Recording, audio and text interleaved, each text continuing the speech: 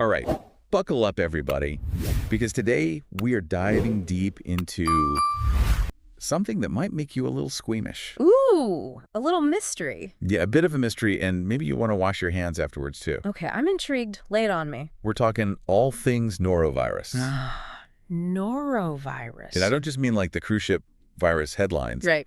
We're going way beyond that. Okay. We've got CDC reports, the whole shebang.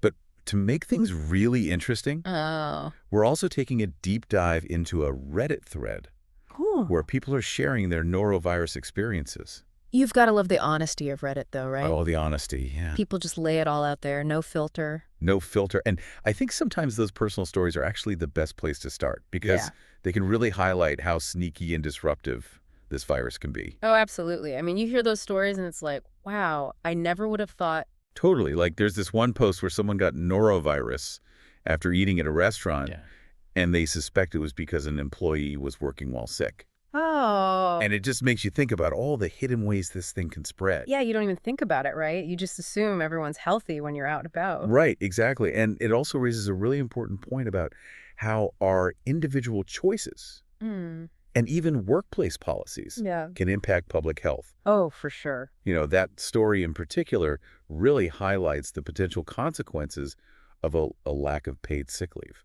Especially in the food industry, I would imagine, where people are handling our food. Yeah, you can't help but feel for those workers who might feel pressured to come in even when they're feeling awful. Ugh, I can't even imagine. But before we go down that rabbit hole, let's back up for a second, give everyone the basics. Okay, that sounds good. What exactly is norovirus? So the CDC says that norovirus is the leading cause of both vomiting and diarrhea and foodborne illness in the United States. Oh, wow, that's a double whammy. It is. It's a double whammy, so it's incredibly contagious, and it just spreads like wildfire. No wonder the CDC estimates about 2,500 reported outbreaks each year. Right. I'm guessing that number's just the tip of the iceberg. Oh, absolutely, yeah. And it's probably way underreported because a lot of people, when they get it, they just write it out at home. Oh, never see a doctor. They never get tested. Exactly. And, you know, another thing to keep in mind is that norovirus outbreaks tend to peak between November and April. Oh, okay. So, you know, a lot of times people just assume it's the flu.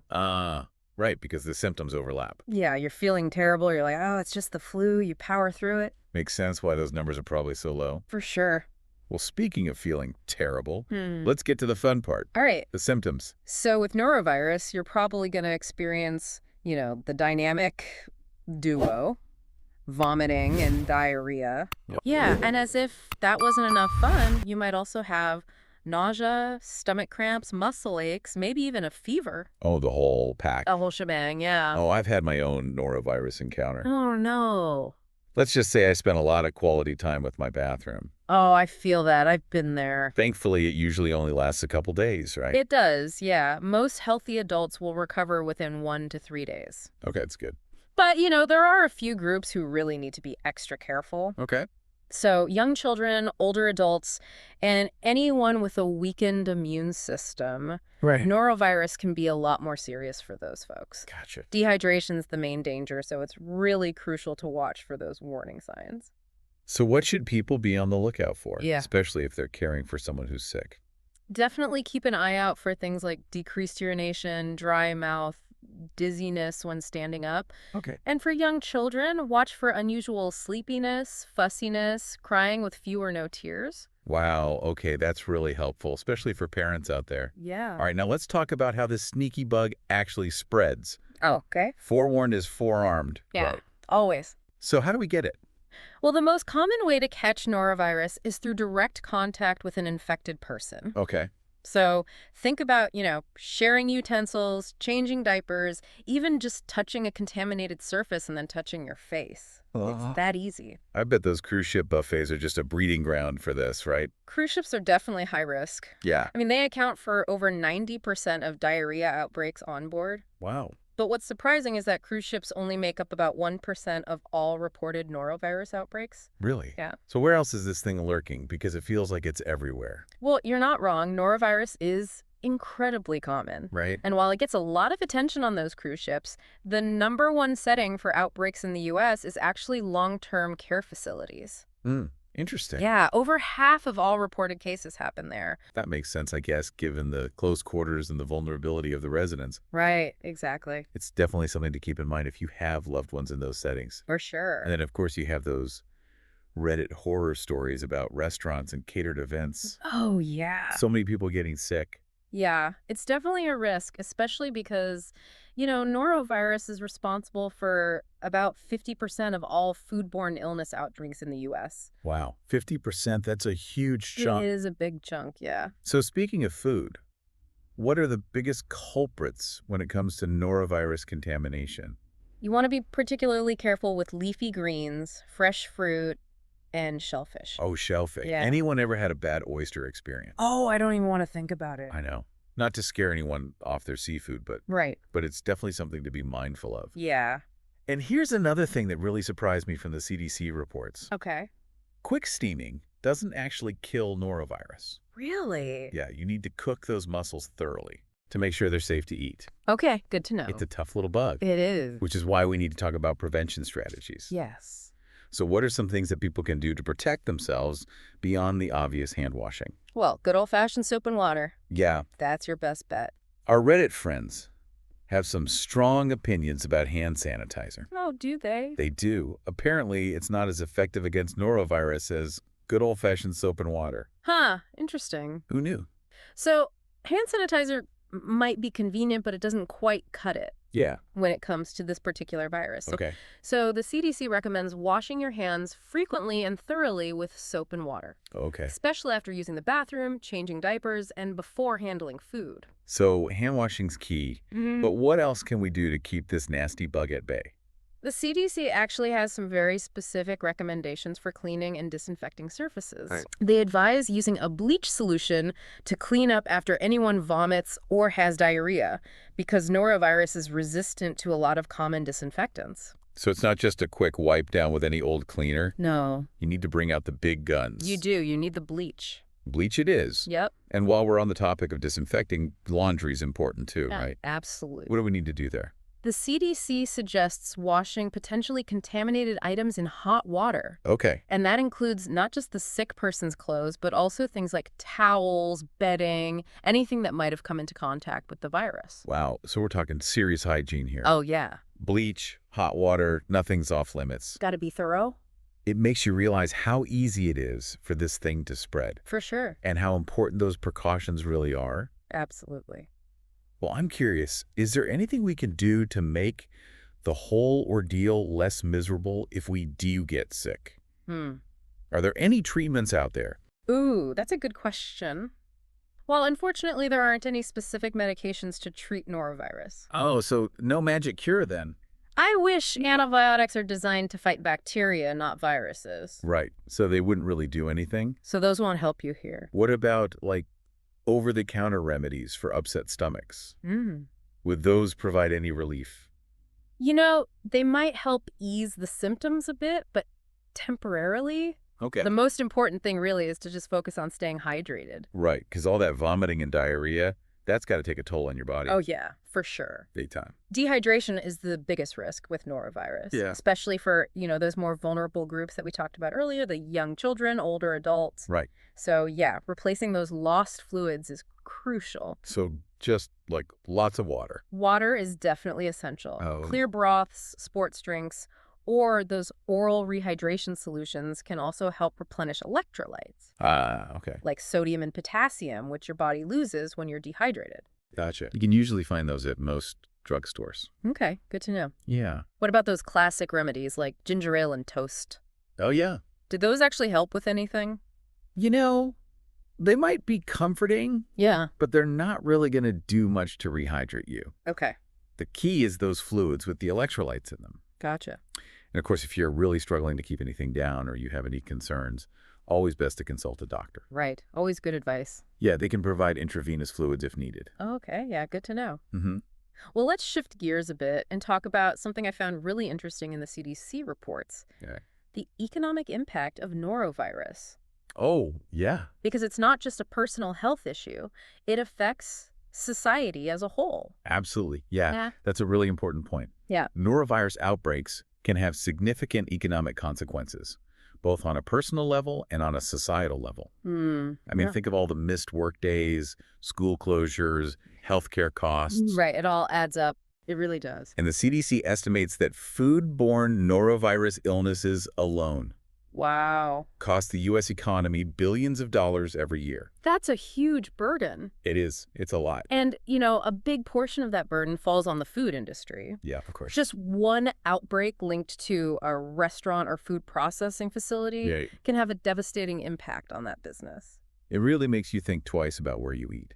Oh, for sure. But beyond the economic impact, it's also important to remember the human toll of this virus. Yeah, absolutely. No one wants to spend their vacation, battling a stomach bug Oh, no. or miss work because they're glued to the bathroom. Right, exactly. It's really no fun. It really highlights the importance of taking those preventative measures that we discussed earlier. Yeah. Washing our hands, staying home when we're sick. Yeah. You know, those actions may seem small, Yeah, but they can have a ripple effect totally. that protects not only ourselves, but also those around us.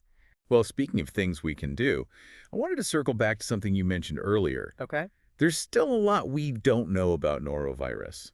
Oh, yeah, there are definitely still some mysteries.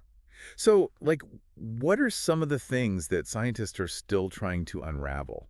One of the big questions is why some people seem to be more susceptible to norovirus than others. Oh, that's interesting. Yeah, we know certain groups, like young children and older adults, are more likely to experience those severe symptoms, but we don't fully understand why. Mhm.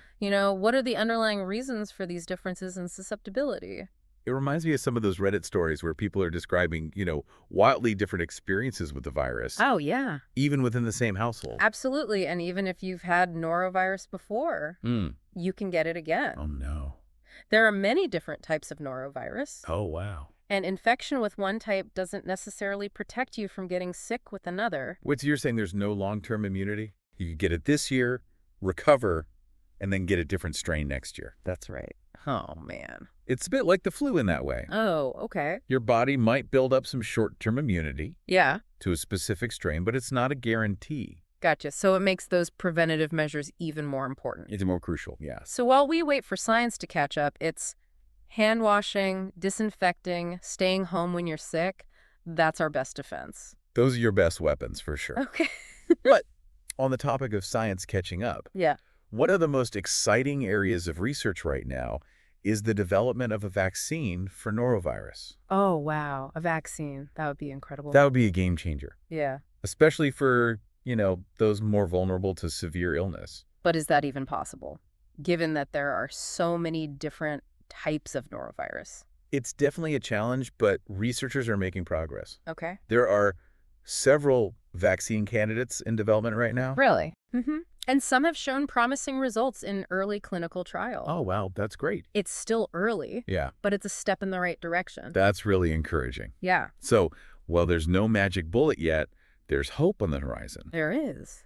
But in the meantime, we can all do our part to help prevent the spread of this virus. Absolutely. And I think those Reddit stories are a powerful reminder that our individual actions really can have an impact on public health. Yeah. Whether it's, choosing to stay home when we're sick or simply washing our hands thoroughly, Right.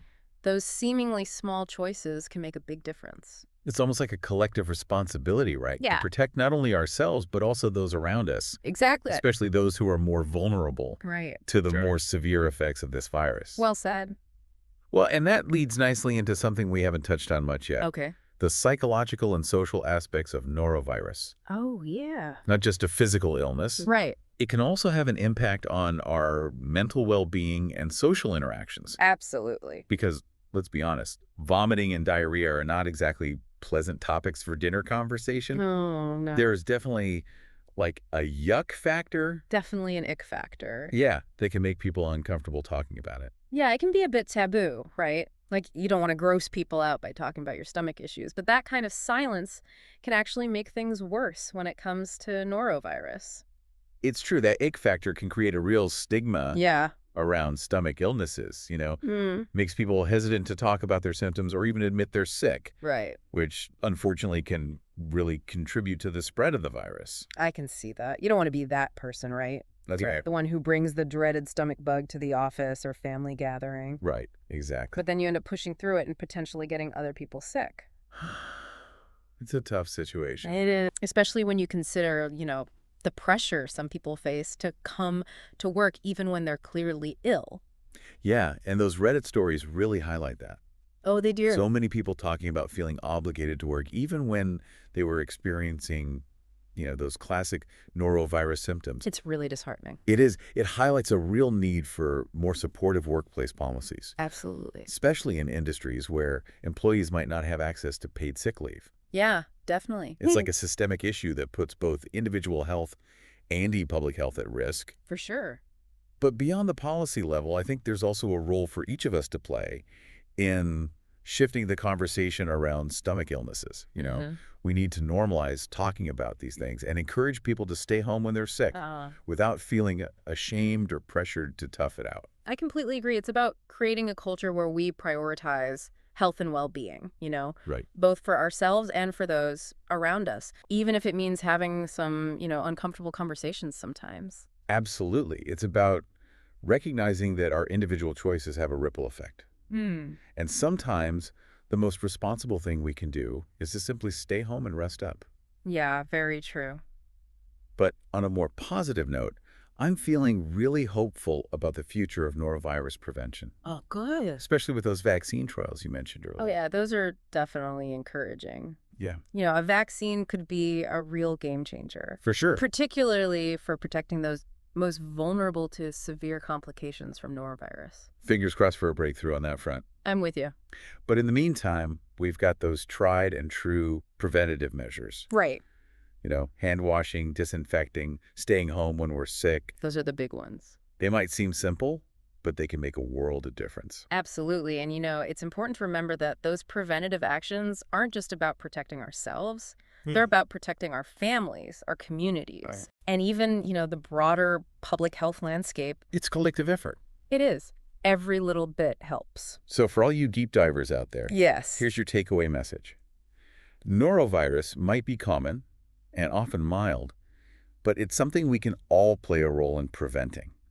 So true. And who knows, maybe by talking about it more openly and taking those preventative steps, we can even help shift those social norms and create a healthier environment for everyone. I love that. And, if you're feeling inspired to learn more, the CDC website is a great resource. Oh, yeah, it's a goldmine of information. They've got tons of information on norovirus. Yeah. Everything from, tips for prevention to communication resources to updates on the latest research. So spread the knowledge, not the virus, right? Exactly. That's what we like to hear. Maybe you'll even inspire someone to, wash their hands a little longer or stay home when they're feeling under the weather. Yeah. Every little bit counts. Well, it looks like we've reached the end of our deep dive into the fascinating and sometimes queasy world of norovirus. It has been quite a journey.